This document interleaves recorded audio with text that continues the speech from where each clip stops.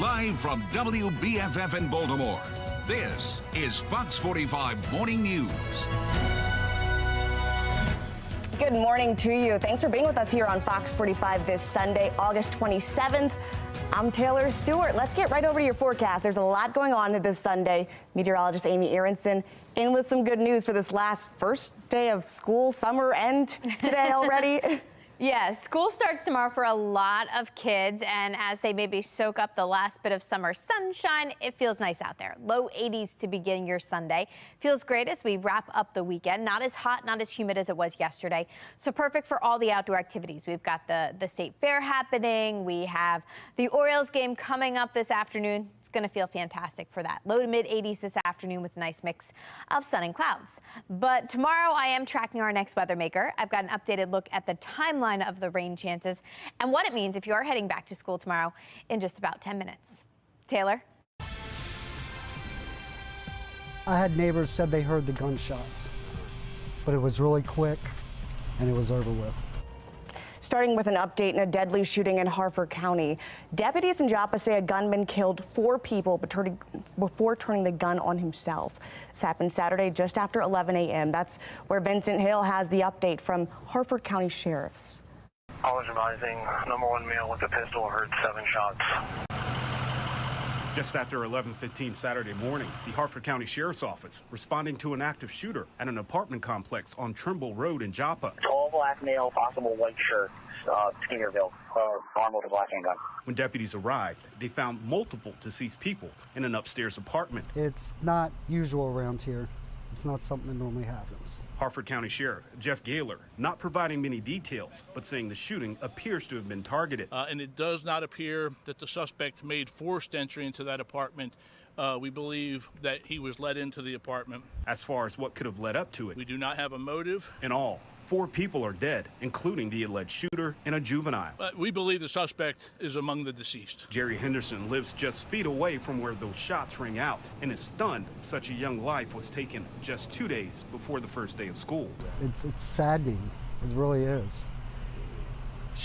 I can't even really put it through my head yet. We're also following a fatal shooting in West Baltimore that prompted a response from the SWAT team. Police say at 11 o'clock Saturday morning, officers were called out to a shooting on Ashburton Street. When they got there, they found a man with multiple gunshot wounds. He was pronounced dead at the scene. Now, we're also told police saw another individual leaving the scene, running to a home a couple blocks away. The SWAT team was called out, but police say they're still searching for that suspect. We're continuing to demand answers and solutions for the ongoing juvenile crime crisis, not only in Baltimore City, but counties across the state. In the last few months alone, carjackings and car thefts have been fueling the fire. And in Baltimore City, according to the latest crime report so far this year, there have been 309 carjackings, a total of 6,526 auto thefts. Look, that's up 214% from the previous year. We've also seen many examples of these acts done by juveniles just in the last few weeks. This is back on August 2nd, where 3 teens assaulted a woman and attempted to carjack her in Brooklyn. Later that night, 5 teenagers were arrested after police say they were led on a high-speed chase through Anne Arundel County in a stolen Kia. Last Thursday in Canton, a man was shot and killed while chasing after a group of suspects who stole his family member's car. Another armed carjacking reported in that same neighborhood just 3 nights later. And this past Wednesday, 3 teen suspects were arrested after allegedly shooting at police from a stolen car and then driving to a nearby home in northeast Baltimore.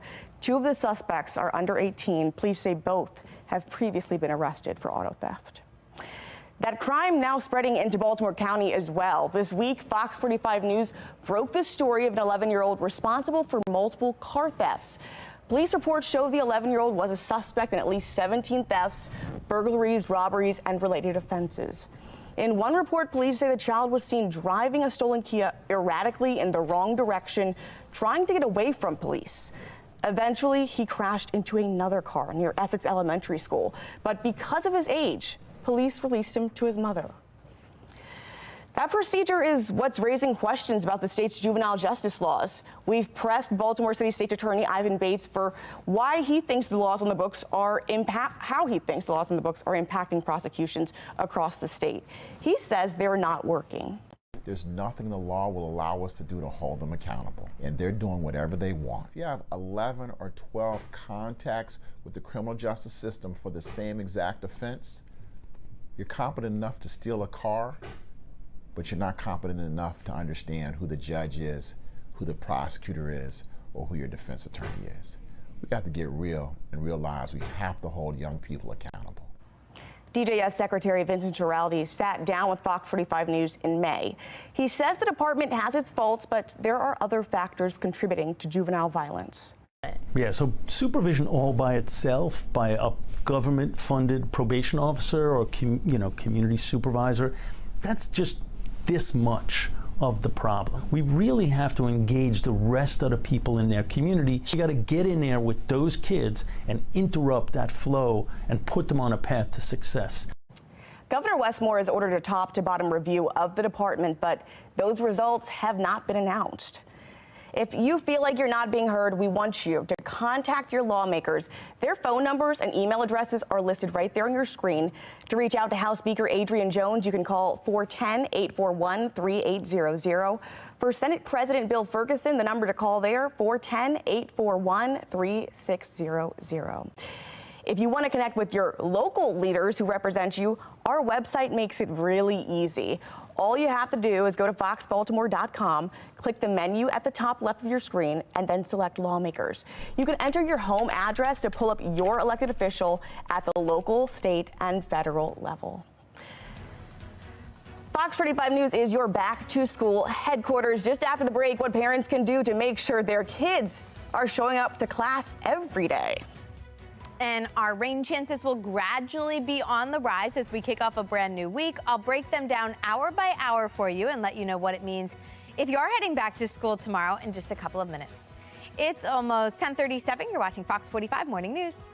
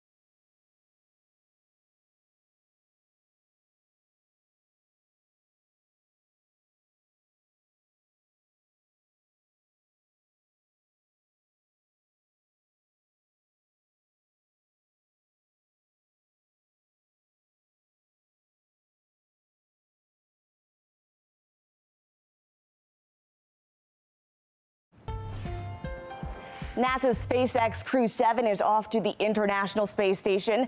4 astronauts representing 4 different nations and agencies across the globe are on the rocket, kicking off a mission expected to last more than 6 months.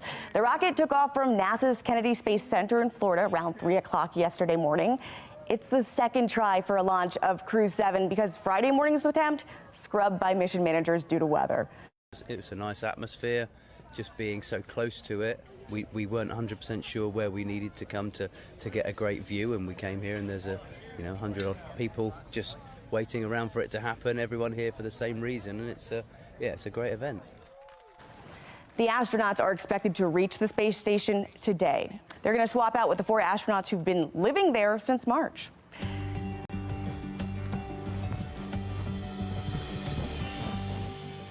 As students in Baltimore City head back to school on Monday, there are some groups working to make sure that students attend class beyond that first day. We spoke with Dr. Michael Gary of Concentric Education Solutions. They work to combat absenteeism, and he says his discussions with families for a lot of the reasons for missing school seem to be similar. One, there's still a lot of fear around COVID that exists out there. When we're talking to students and families, we see the barriers that they're experiencing. Food insecurity, transportation issues is one that we don't talk about enough. When you think about students who may have to travel 5 miles by public transportation, and may be a barrier because of the length of time that it takes for them to get to school. Dr. Gary says the best way to ensure students attend class is getting parents involved in their education. He says strong partnerships between the school and parents can help identify warning signs that a child is struggling. And it is the final weekend before most Maryland students head back to school. More than 360,000 children from Baltimore City, Baltimore County, Harford County, Howard County, and Anne Arundel counties all starting class tomorrow. We're sending a crew out there, and of course, we have to share first our pictures with you all ahead of the first day. Right here on the right, we have Shannon Lilly. On the top left, we have one of our morning news directors, Olivia Nadeau. Then on the bottom, our producer, Carla Gutierrez. And bottom left, Patrice Sanders. They grew up beautifully. Cute kids, even gorgeous women these days. All right, we want to see your first day of school pictures. Send them to us here. You can scan the QR code on your screen. We want to see how you're celebrating, what your students are wearing for their first day. You can send them to us on foxbaltimore.com. Of course, you want to stick with us tomorrow morning, too, because we have our entire team going out there and giving you the coverage before the bell rings on the first day of school. Fox 45 News' Shannon Lilly is going to be addressing the big concerns in Baltimore City schools. Meanwhile, Olivia Dance will be outside Baltimore County schools as kids start arriving for their first day. I'm going to head over to Harford County with the fun happening there. And of course, Justin Chambers is going to have that all-important bus stop forecast. All-star closer Felix Bautista placed on injury leave. We'll let you know what's happening and how long he'll be out on Sports Unlimited. And Baltimore's Charm City Festival returned for its second year. After the break, a look at the festival in downtown Baltimore. You're watching Fox 45 Morning News, all local, all morning.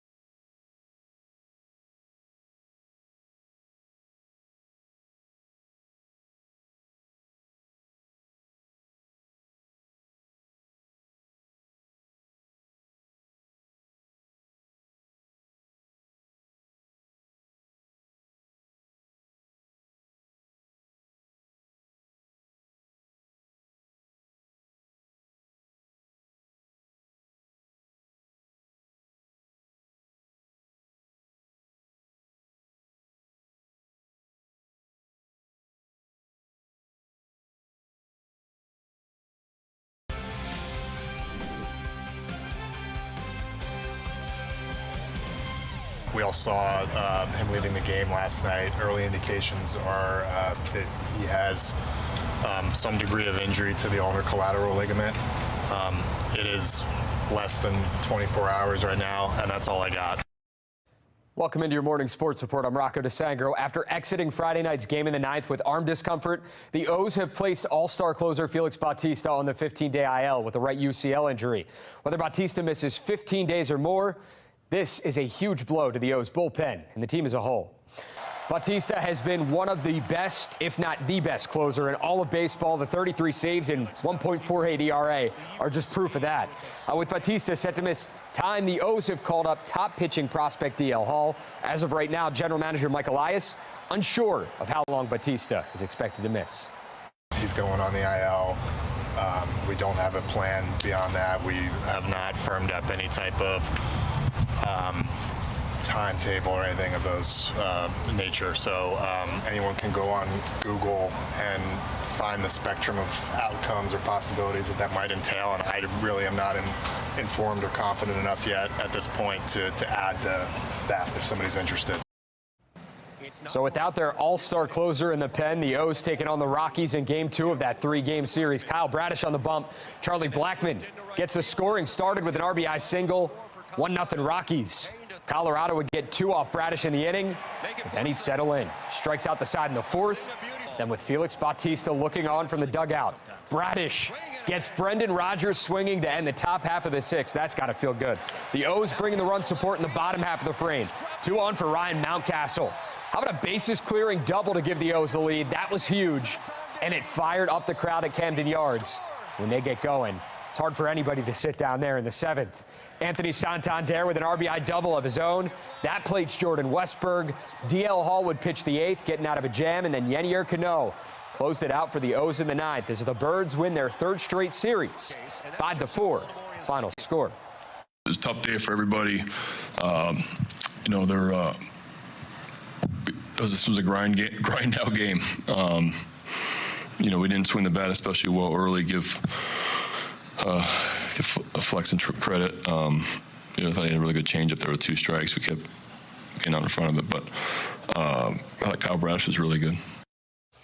It's the last chance for guys on the roster bubble to prove why they belong. Tuesday, the Ravens roster will be cut down to 53, and every player that took the field in the preseason finale was well aware of that. No Lamar Jackson or established starters playing in this one. Josh Johnson getting the start at quarterback, fighting for that backup spot. Here he connects with Laquan Treadwell for the 24-yard score. That's big for both of those guys on that touchdown. Ensuing possession for the Bucs.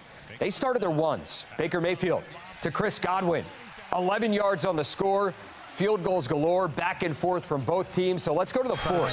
Undrafted rookie Owen Wright punches it in from 2 yards out. With 2:19 to go, Chase McLaughlin made it a 6-point game, so it's all up to Anthony Brown. Putting together a solid drive, Dante Demas, the former Terp, on the receiving end of this one. Great catch to set the Ravens up with great field position. But it all came down to this. 4th down, game on the line. Brown. You can't do that. Takes the sack. Ravens fall in the preseason finale 26-20. Shortly after, John Harbaugh named a starter at left guard. John's going to be the starter. He's earned that. So you guys got your news flash there. But, I think I was pretty clear. I think John deserves it. He's had a great camp and vet and physical and just love the way he played. And then with Saleh, he's going to be just fine. He's going to contribute.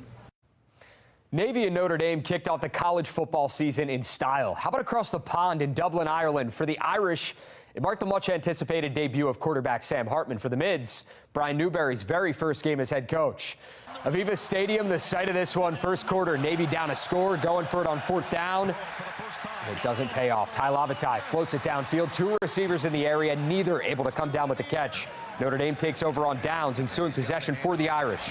Darian Price straight up the gut and into the end zone. 19 yards on the score, 14-0 Notre Dame. Second quarter, Sam Hartman, first touchdown at Notre Dame, dials up Jaden Greathouse for the 35-yard score. Hartman 19-23, 251 yards, 4 touchdowns in his debut as Navy drops its opener, 42-3, final score. That's your morning sports report. I'm Rocco DeSangro. Have a great Sunday. And today, Fox 45 News' very own Justin Chambers is going to throw out that first pitch at today's game. He's been getting some practice before the big game. If you are going to be there, we want to see maybe you take a picture of Justin if he lands this pitch, or how you're celebrating today as you head out there and see the O's. You can scan the QR code on your screen. It's going to take you to foxbaltimore.com/chime-in. There you can upload your pictures and videos. It's all powered by Stackla. All right, we are just a few hours away from that first pitch. Meteorologist Amy Aronson, what are we looking at for 135? Yeah, it looks great. First pitch, mid-80s, really comfortable. Of course, you want to get there a little early to catch Justin's pitch before the actual first pitch. And it's going to be pleasant throughout that game. A nice mix of sun and clouds, temperatures in the very warm, but not as humid mid-80s today. So I think a great day to head to Camden Yards. We're off to a really pretty start. We've got baby blue skies now over the Inner Harbor. Low 80s already. Mid-80s is where we're headed today. A nice comfy end to the weekend. Showers are moving back in to kick off a brand new week, but below average temperatures should actually stick around too. We have a front that's situated to our south that has taken all the rain chances along with it, ushered in some drier air from the north. Clear skies on the radar right now, so that's good news for us. But we're not done with that front just yet. What's going to happen is it's gradually going to lift back to the north, cloud up our skies tonight, and then send us some showers eventually tomorrow. Bus stop, we're dry, but by lunchtime, plan on some light rain moving through. Indoor recess for the first day of school, kind of a bummer, but doesn't look that pretty either, with light showers continuing through Monday evening, so for the bus ride home too. Tuesday, we'll start off with that same weather maker pushing through the area, so additional scattered showers and storms, I think, redevelop again Tuesday afternoon and Tuesday evening. So back to school. If you're planning out the outfits right now, it's going to be nice and warm still. We're close to 70 to begin. We're near 80 to end. The only hiccup is that chance for a few showers. It's going to be light, nothing severe, but plan on some light rain from the midday hours through the afternoon. And that's just the start of a more unsettled start to the work week. Also throwing in that chance for some scattered showers, even some storms through Tuesday with highs close to 80. Wednesday's a drier day, mix of clouds and sun, plus it's going to be nice and warm with highs in the mid-80s. Temperatures will actually stay at or below average every single day this week. So we've got low 80s Monday and Tuesday, mid 80s midweek, and then on Thursday, not quite as warm with high temperatures backing off into the mid 70s. Quick look at how all these temperatures are trending in your 7-day forecast shows we should actually stay at or below average all the way through the end of the week heading into next weekend. Looks like an early look at next weekend shows Labor Day starts off dry with temperatures in the mid 80s next Saturday. Taylor? Well, thankfully, the weather held up for Charm City Live. Yesterday, the streets of Baltimore, hundreds of folks flocking out there to gather for the event. Star singer Her made an abrupt decision to cancel, which meant Ari Lennox then headlined the show. There was food, vendors, so many activities to do yesterday. And the Maryland SPCA celebrating National Dog Day at the Rotunda. They had live music, food, vendors, drinks, games for pets, and a whole bunch more for dog lovers, of course, and their furry friends. So we partnered with the Rotunda to really celebrate dogs. What a better way to do it than hosting an event. We have some amazing activities to do, like hot dog bobbing, paw painting, do-it-yourself dog toy. We will have dogs walking around that are available for adoptions. And this is such an important day that our cats have also come and want to be a part of the big day. So they'll be able to be adopted as well. This was the first annual Dog Day hosted at the Rotunda. Members from the SPCA say they're going to make it an annual event. More than 3,000 movie houses are celebrating National Cinema Day today. You can see movies like Barbie, Oppenheimer, Top Gun, Maverick, even oldies like American Graffiti and Spaceballs. And get this, it's only $4 a ticket. Most major chains like AMC, Regal, and Cinemark are participating and may offer combo deals for refreshments. Last year's first ever event sold 8.1 million tickets in a single day record. Beautiful weather today in store for the O's game. Meteorologist Amy Aronson will come back with your forecast and what you can expect for the first week of school. Stick with Fox 45 Morning News, all local, all morning.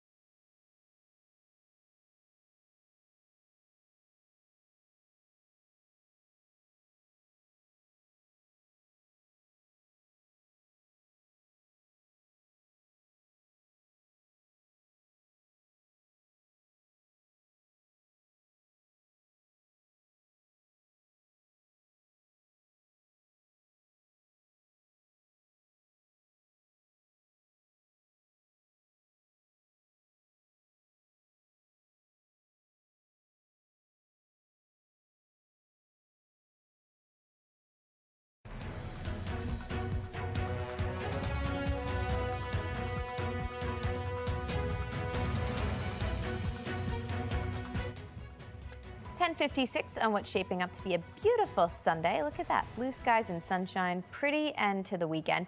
Little warm, but not as humid out there today. Mid-80s. That's where we're headed.